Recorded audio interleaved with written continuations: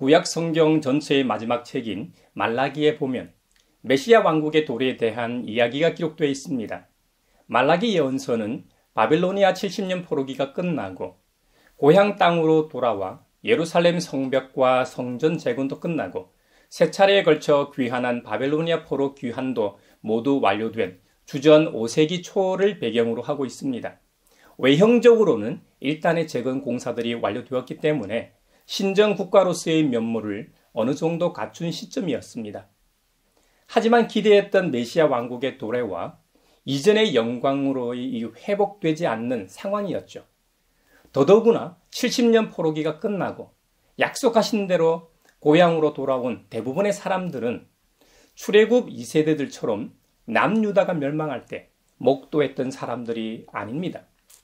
한일 1.5세대나 2세대들처럼 한국말도 서툴고 한민족으로서의 정체성도 거의 없었을 겁니다. 70년 포로기 이후 귀환한 이스라엘 사람들도 거의 1.5세대나 2세대였기 때문에 히브리어 말보다 당시 고대 근동 공용어였던 아람어를 사용했을 겁니다.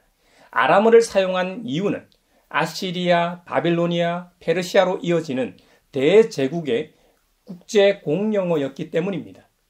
문화적으로 미국에 정착한 한인 2세대들이 한국 문화보다는 미국 문화에 더 친숙하고 미국적 사고를 하는 것과 같이 70년 포로기 이후 귀환한 사람들도 자신의 부모나 할아버지, 할머니가 전해주던 옛날 이야기보다는 자신이 태어나서 살아왔던 현지 문화와 사고방식에 익숙해져 있었던 것은 어쩌면 당연한지도 모르겠습니다.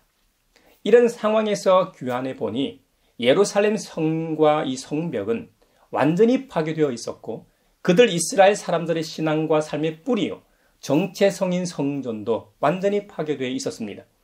그래서 성벽을 재건하고 무너졌던 성전도 다시 재건하여 완공했는데도 아무 일도 일어나지 않았습니다. 그들의 기대와 소망은 땅에 떨어졌을 겁니다.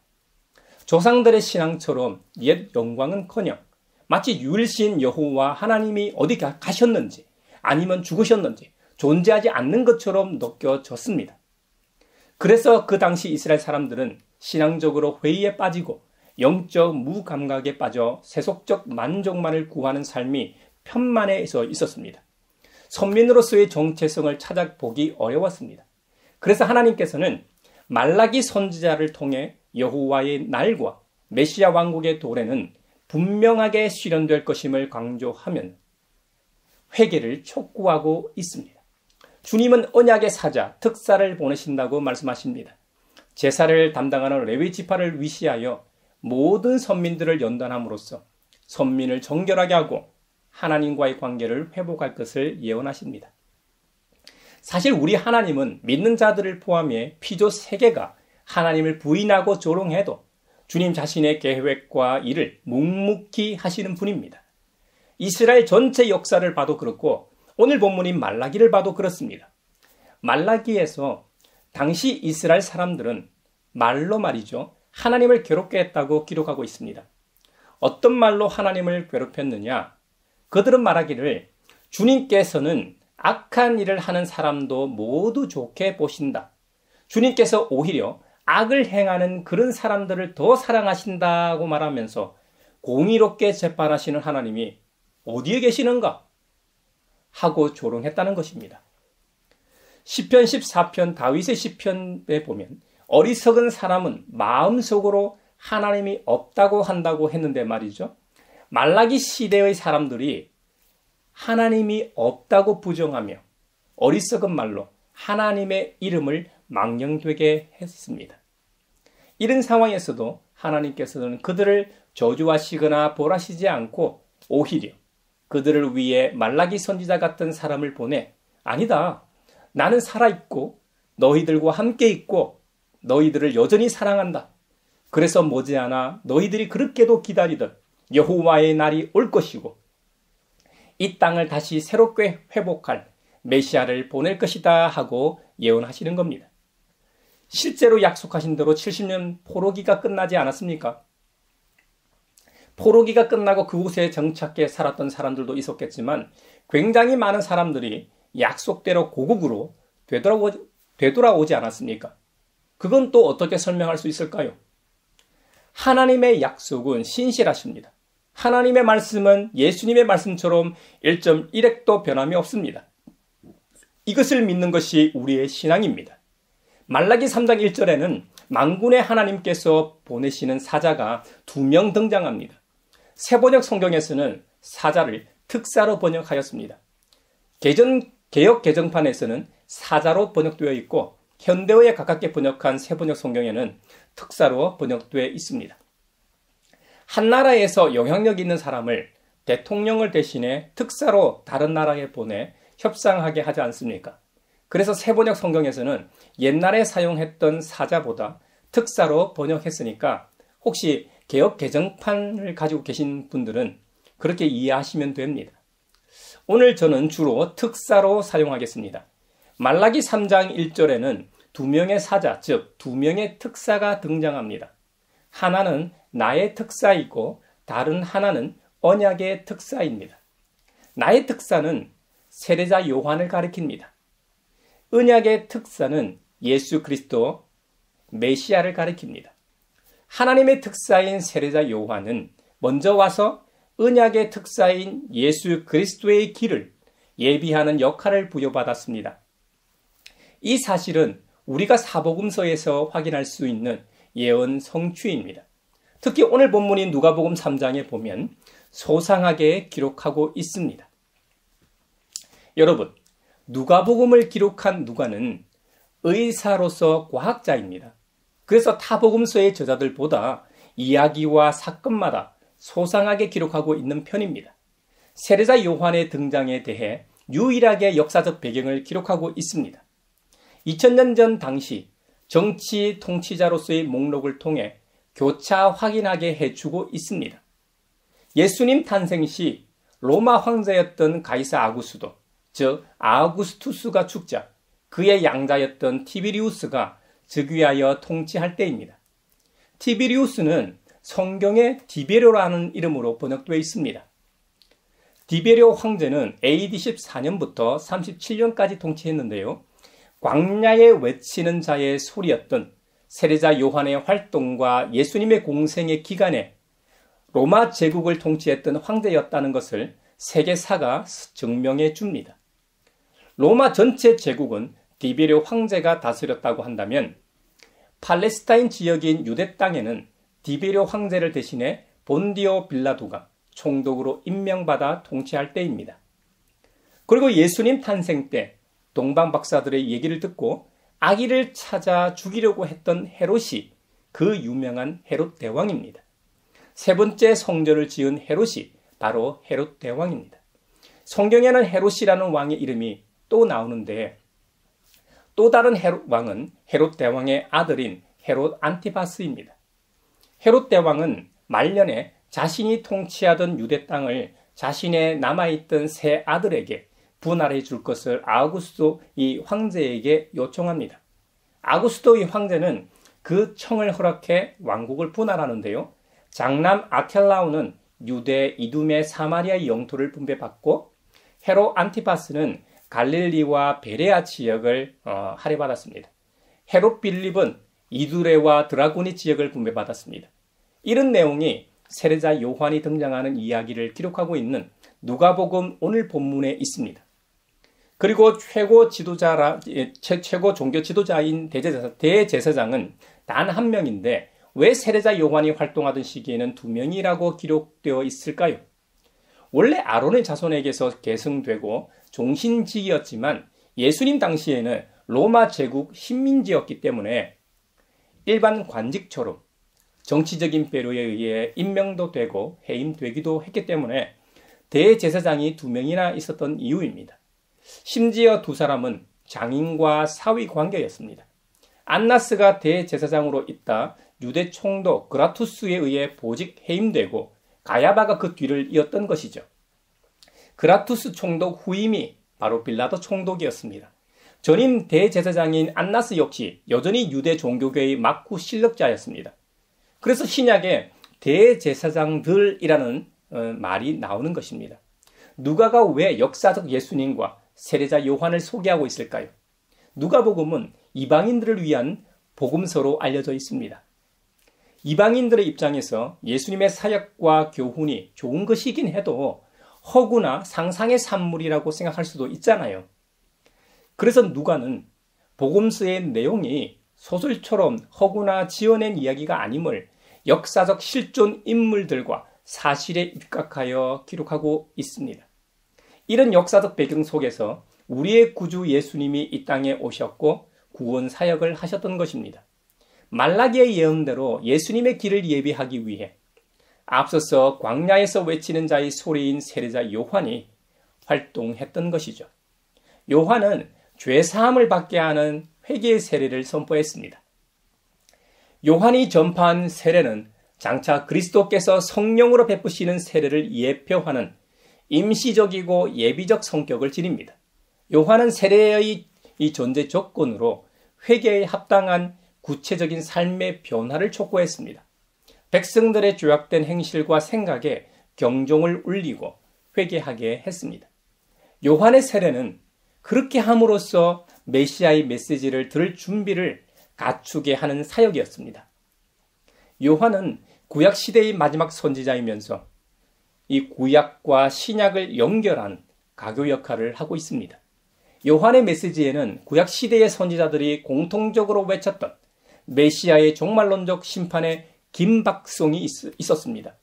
그리고 구속사의 새로운 지평을 열 메시아의 도래가 임박함을 선포했던 것입니다. 모든 사람이 하나님의 구원을 보게 되는 것 말입니다.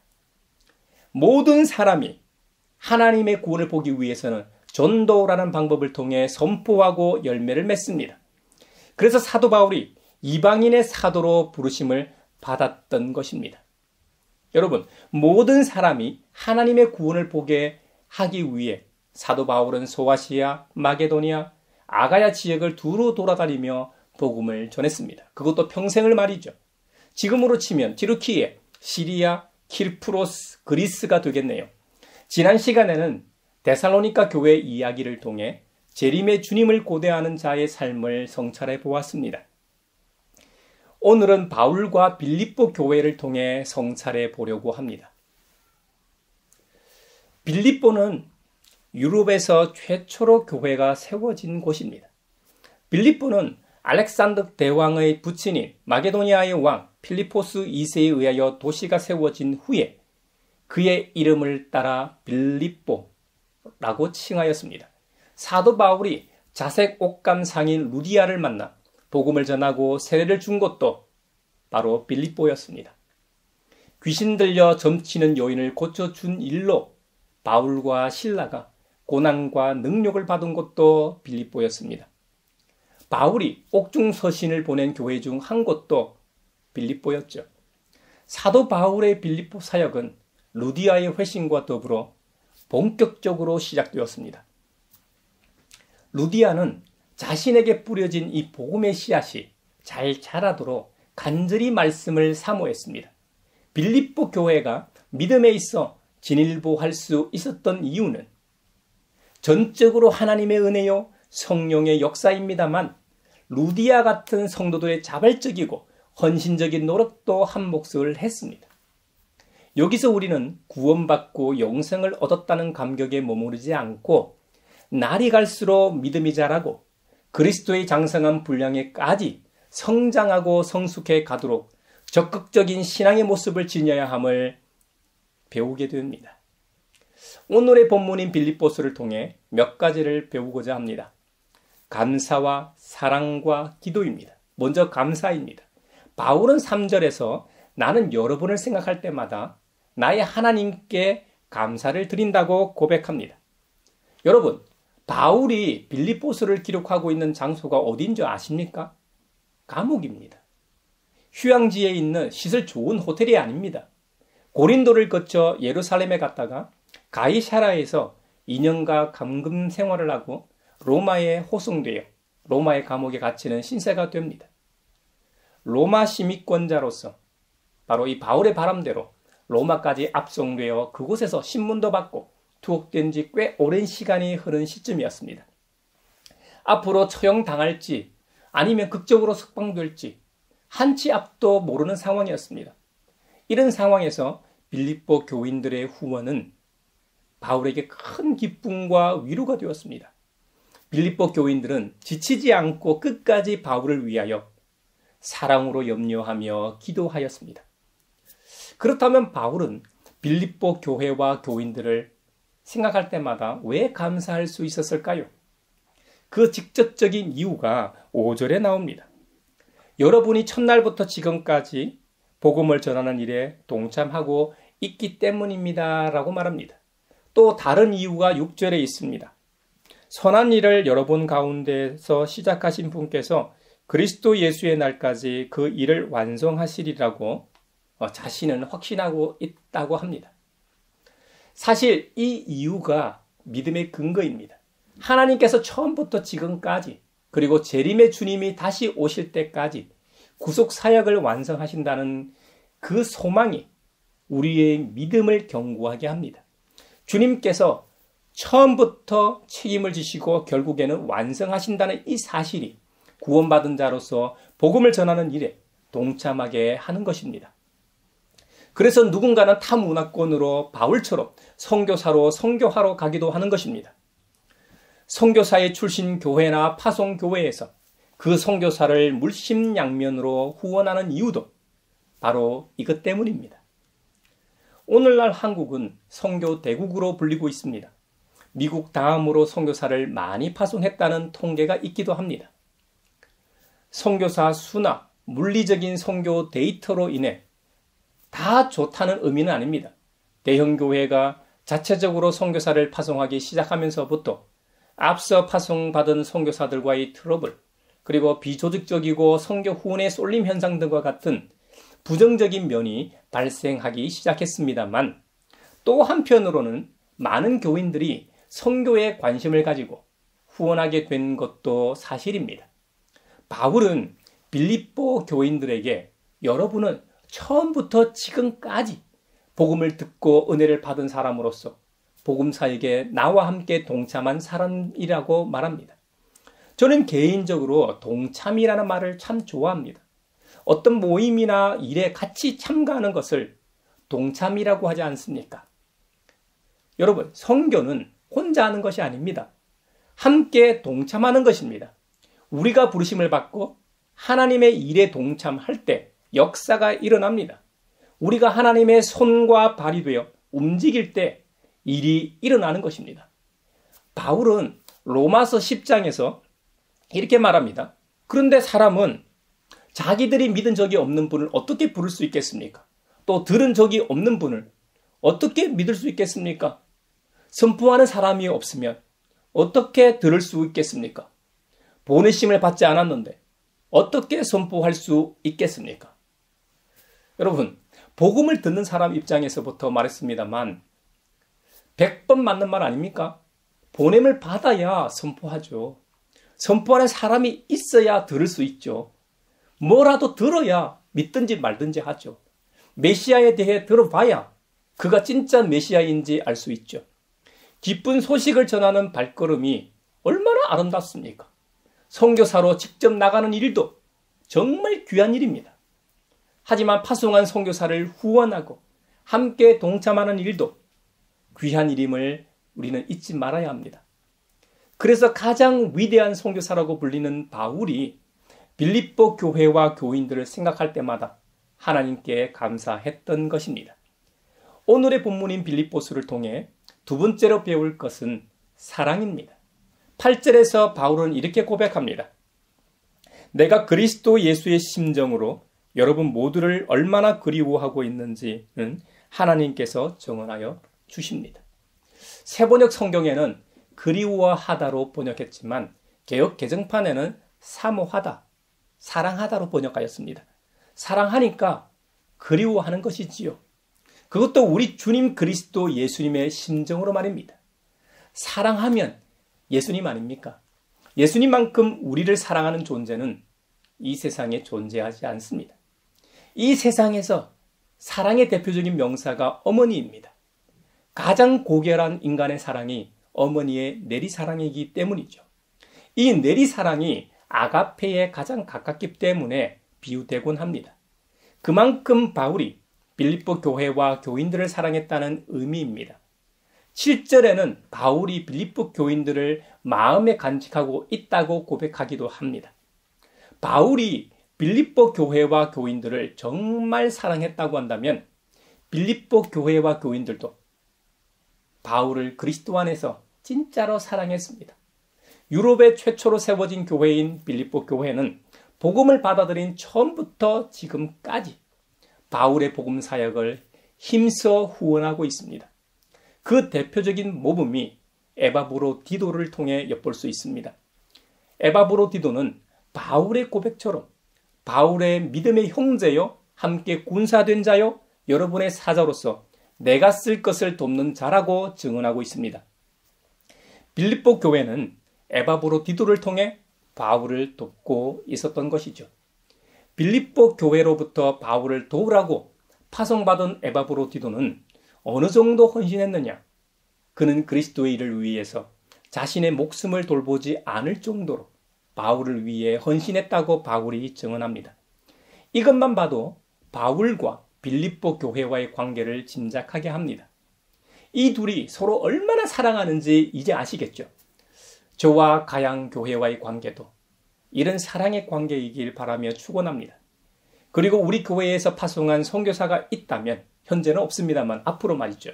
그 선교사와의 관계가 빌립보 교회와 바울과의 관계처럼 서로 마음에 간직하고 그리워하고 사랑하는 관계가 되길 주님의 이름으로 축원합니다. 오늘의 본문인 빌립보서를 통해 마지막 세 번째로 배울 것은 기도입니다. 감사하고 사랑하면서 기도하지 않으면 무슨 소용이 있겠습니까? 주님께서는 우리에게 쉬지 말고 기도하라고 명하셨습니다. 바울은 기도할 때마다 늘 기쁜 마음으로 간구했다고 고백했습니다. 바울이 기쁜 마음으로 기도한 이유는 처음부터 지금까지 변함없이 복음 전하는 일에 동참하고 있었기 때문입니다. 사람이 어려울 때 함께하고 도와주면 평생 그 은혜를 잊지 못합니다. 빌립보서를 기록할 당시 바울은 로마 감옥에 투옥 중이었습니다. 가장 어려울 때였습니다. 그때도 빌립보 교회는 바울을 잊지 않고 그를 위로하고 끝까지 후원했습니다.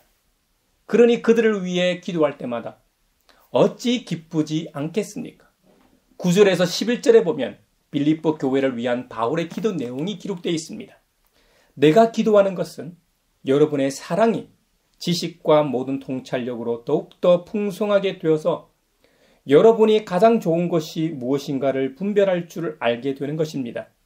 그리하여 여러분이 그리스도의 날까지 순결하고 흠이 없이 지내며 예수 그리스도께서 주시는 의의 열매로 가득 차서 하나님께 영광과 찬양을 드리게 되기를 나는 기도합니다. 할렐루야. 아멘. 빌립보 교인들은 이미 풍성한 사랑을 소유한 사람들입니다. 그래서 그들은 환난과 가난 가운데서도 바울과 예루살렘 교인들을 위해 너그럽게 연보에 동참했습니다. 바울이 입에 침이 마르도록 칭찬한 빌립보 교회도 완전 무결한 교회는 아닙니다. 문제가 전혀 없는 것은 아니었습니다. 언제부턴가 내분이 일어나고 있었습니다. 이 사실을 염두에 두고 빌립보 교인들의 사랑이 점점 더 풍성해지기를 기도하고 있습니다. 9절에 보면 빌립보 교인들의 사랑이 지식과 모든 통찰력으로 더욱더 풍성하게 되기를 바울이 기도합니다. 사랑은 너무나 좋은 것이지만 사랑의 이해나 표현이 잘못되면 상대로 하여금 오해하게 합니다. 때문에 바울은 빌립보 교인들의 서로에 대한 사랑이 복음과 그리스도 진리에 대한 올바른 지식과 이해로 적절히 표현되길 바랬던 것이죠. 또 통찰력으로 상대의 열등감이나 상처 등을 고려하는 분별력이 있어야 서로 오해하지 않고 배려할 수 있다는 것이죠. 우리도 공동체 안에서 사랑의 표현이 서툴러 서로 오해하고 상처받을 때가 있지 않습니까? 그런 경험 한 번쯤 다 있을 겁니다. 바울이 빌립보 교인들을 위해 기도했던 이 내용은 우리에게도 동일하게 필요한 것들입니다.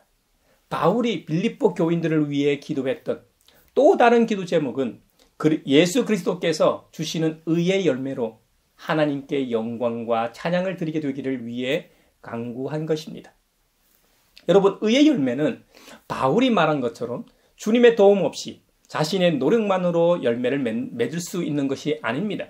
의의 열매는 하나님의 선물입니다. 하나님과 백성이 올바른 관계를 가짐으로써 나타나는 것이지요. 올바른 관계는 우리의 구원자 예수 그리스도께서 자신의 희생을 통하여 우리에게 새로운 신분을 부여해 주심으로 형성됩니다. 예수 그리스도의 구속의 은혜를 통해 새로운 신분을 입은 하나님의 백성들에게만 성령의 능력에 의해서 이제 비로소 의의 열매를 맺을 수 있게 된 것입니다. 하나님의 백성된 자로서 의의 열매로 가득 차야지만 하나님께 영광과 찬양을 올려드릴 수 있습니다. 여러분, 혹 우리의 삶 가운데 의의 열매가 나타날 때 교만하지 않게 조심해야 합니다.